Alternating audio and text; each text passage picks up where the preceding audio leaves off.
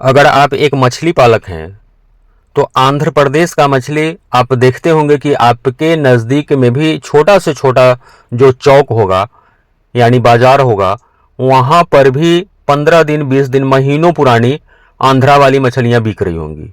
और उस मछलियों का रेट भी बहुत ज़्यादा नहीं होता है। चाहे आप बिहार से हों, झारखंड से हों, उत्तर प्रदेश से हों या फिर छत्तीसगढ़ से हों, कहीं से भी मेरा वीडियो देख रहे हैं तो आपके चौक चौराहे पर आंध्रा वाली महीनों पुरानी पंगास हो, रोहू हो, कतला हो, रूपचंदा हो, सारी की सारी मछलियाँ मिल जा रही होंगी और रेट भी ज़्यादा ज़्यादा नहीं होगा। क्या आपने सोचा है कि आपकी मछलियाँ उस तरह की क्यों नहीं होती है, 1.5 kg की, 2 kg की? या ऐसा भी हो सकता है कि आपके आसपास वाले तालाब में मछलियाँ 2-2 kg की हो जा रही हैं, परंतु आपके तालाब में ऐसा क्यों नहीं हो रहा है? आपको विचार करने की आवश्यकता है, आपको इस पर विचार सोचने की आवश्यकता है। और खास करके आंध्रा के बारे में, जब आपके यहाँ 2000 किलोमीटर से मछलियाँ आकर के मात्र 200 रुपया प्रति किलो बिक रही हैं और आपके तालाब से मछलियाँ जब निकलती हैं तो कतला मछली 250 रुपया 300 रुपया का थोक भाव में निकल जाता है, रोहू मछली 200 रुपये किलो निकल जाती है आराम से, फिर आपको नुकसान कैसे हो जा रहा है? और आंध्रा वाले किस तरह से मछली पालन करते हैं कि उनको आपके यहाँ तक भेज देने में भी फ़ायदा ही फ़ायदा होता है। रेगुलर मिलते रहता है, वहाँ की मछलियाँ हर समय आपके मार्केट में मौजूद रहता है, चाहे सीजन कोई भी हो।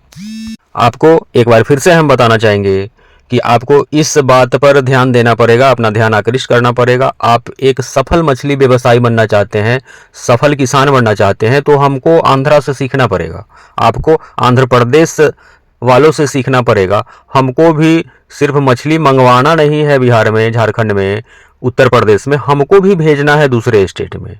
तो हम क्यों ना उसी से कुछ सीख करके इस तरह का मछली पालन करें कि हम भी काफ़ी मुनाफा कमा सके, फ़ायदा हो सके हमको।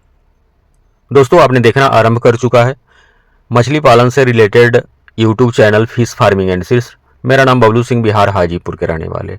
इस वीडियो में हम बात करेंगे आपको नुकसान आखिर क्यों हो जाता है और आंध्र प्रदेश वाले को बिहार 2000 किलोमीटर, उत्तर प्रदेश इतनी दूर भेज करके 200 रुपये किलो में खुला मछली बिक रहा है, तो थोक का रेट और भी कम होगा।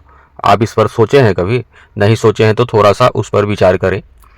और हम कुछ पॉइंट आपसे बताना चाहेंगे कि आखिर क्यों सफल हो रहा है आंध्र प्रदेश वाला, आखिर किस तरह से वे लोग फार्मिंग कर रहे हैं और आप किस तरह से फार्मिंग कर रहे हैं कि आपको नुकसान हो रहा है। वीडियो पर बने रहें।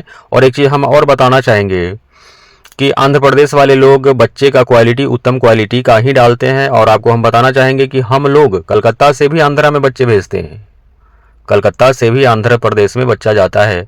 और आप लोग गलती करते हैं कि आपके नियरेस्ट जो जगह पे हैचरी होता है वहाँ से आप बच्चे ले लेते हैं। दूसरा कि वो गलती क्या करता है कि 1 किलो भी मछलियाँ नहीं होती है उससे वो ब्रीडिंग कराने लगते हैं, 1.25 किलो यानी 3 पाव की मछलियों से ही ब्रीडिंग करा लेते हैं। तो आपको पता होना चाहिए कि जब ब्रूडर बड़ा होगा तो उस मछली का बच्चा का ग्रोथ ज़्यादा से ज़्यादा होगा। चलिए हम आंध्रा के विषय में थोड़ी सी बात कर लेते हैं। पहला नंबर आता है कि हम लोग इस व्यवसाय को व्यवसाय मानते ही नहीं हैं। जो भी बिहार वाले, यूपी वाले, झारखंड वाले हैं, मछली पालन को व्यवसायिक दृष्टिकोण से नहीं देखते हैं और जैसे तैसे फार्मिंग करना चालू कर देते हैं। आंध्र प्रदेश वाले ये जल कृषि इसको कहते हैं। जल कृषि को, ठीक है, यह जल कृषि है, लेकिन इसको व्यवसाय जान करके करते हैं, काफ़ी लगन से, काफ़ी मेहनत से और काफ़ी लागत लगा करके फार्मिंग करते हैं। आपको तो पता ही होगा कि जब तक हम कुछ लगाएंगे नहीं, मुझे कुछ मिलने वाला नहीं है। हम लोग बिना मतलब के, बगैर लगाए हुए आशा करते रहते हैं कि हमको सारा का सारा प्रॉफिट हो जाए। ऐसा कोई टेक्निक नहीं है कि सिर्फ आप बच्चे तालाब में डाल लें और अच्छे क्वालिटी का कलकत्ता वाला बच्चा ही डाल लें और उसको कुछ फीडिंग नहीं कराएं, समय से दाना नहीं खिलाएं, चाहे वो होममेड फीड ही क्यों नहीं हो, तालाब में फर्मेंटेशन नहीं करें, प्राकृतिक भोजन तालाब में नहीं बन पाए, तो फिर ग्रोथ कैसे होगा? कुछ टेक्निक आपको सीखना है। और दूसरा है कि आंध्र प्रदेश में पानी की भी अधिकता है, पानी वहाँ प्रचुर मात्रा में मिलता है। दूसरा कि वहाँ की मिट्टी भी मछली पालन के लिए उपयुक्त है, उपजाऊ मिट्टी है।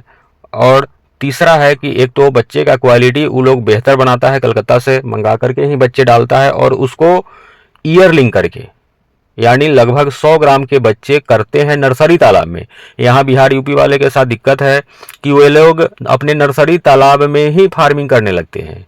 यानी जिनके पास छोटे से छोटे तालाब होता है वे लोग भी उसमें मछलियों को बड़ी करने का सोच लेते हैं और डेंसिटी जितना रखना चाहिए उतना रखते ही नहीं है। यहाँ लोगों को यह पता नहीं है कि 1 एकड़ कितना होता है। यहाँ पे बिस्सा चलता है, यहाँ पे कट्ठा चलता है, यहाँ पे मंडा चलता है।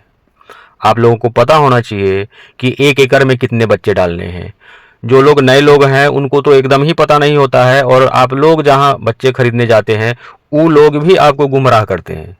जहाँ पे 3000 बच्चे डलने चाहिए आपके तालाब में, वहाँ 15,000 बच्चा डलवा लेता है, तो समस्या आना स्वाभाविक है। आप रेगुलर रूप से वीडियो को देखिए और वीडियो में जो चीज़ बताया जाता है उस तरह से आप काम कीजिए। वीडियो ध्यानपूर्वक देखिएगा जो भी बताया जाता है। और कुछ मेडिसिन का भी प्रयोग वो लोग करते हैं। तालाब में फर्मेंटेशन करने के लिए ईस्ट पाउडर डलवाते ही हैं, मिनरल मिक्सर डालते हैं, सरसों की खली डालते हैं। ऐसा नहीं है कि कमर्शियल फीड ही खिलाते हैं आंध्र प्रदेश वाला। हम ये नहीं बोल रहे हैं आपको भी कि आप कमर्शियल फीड यानी कंपनी बेस्ड जो दाना बनता है बोरी वाला वही खिलाइए आप अपने आईएमसी कार्प को। ये दाना पंगास को खिलाने के लिए बना है, रूपचंदा को खिलाने के लिए बना है, आपको आईएमसी को खिलाने के लिए सिंकिंग फीड बना है। तो हम ये भी नहीं बता रहे आपको कि आप सिंकिंग फीड ही खिलाइए कंपनी वाली। आप सरसों की खली खिलाइए ना आईएमसी को, उसमें आप ईस्ट पाउडर मिला लीजिए ना, मिनरल मिक्सर मिला लीजिए, गाय का गोबर भी डाल सकते हैं। तालाब जब आप फर्मेंटेशन करेंगे तो आपको बेहतर ग्रोथ मिलेगा। तो ये कुछ चीज़ें हैं जो हम लोगों में, बिहार वाले में, यूपी वाले में और आंध्रा वाले में अंतर को दर्शाता है। इस अंतर को मिटाइएगा, सही ढंग से पालन कीजिएगा, तो निकट भविष्य में हम लोग भी दूसरे स्टेट में अपनी मछलियों को भेज सकते हैं। क्या कारण है फिर से हम बताना चाहेंगे। आंध्रा का मछली पूरे देश में जाता है, बंगाल का मछली पूरे बिहार में जा रहा है। अगर बिहार में बंगाल का मछली आना बंद हो जाए तो लोगों को ताज़ी मछली मिलना दुर्लभ हो जाएगा। वीडियो ज़्यादा बड़ा नहीं करना है। अगर आपको भी बंगाल का बच्चा चाहिए तो दिए हुए नंबर पे कॉल करेंगे। आपको भी ये ग्रोथ बढ़ाने वाली हाइपर ग्रोथ चाहिए, प्लैंकटन बनाने के लिए प्लैंकटन पाउडर चाहिए या फिर east powder, mineral mixer powder चाहिए तो दिए हुए नंबर पे कॉल करेंगे। वीडियो पर बड़े लगन से ध्यानपूर्वक वीडियो देखने के लिए बहुत बहुत धन्यवाद।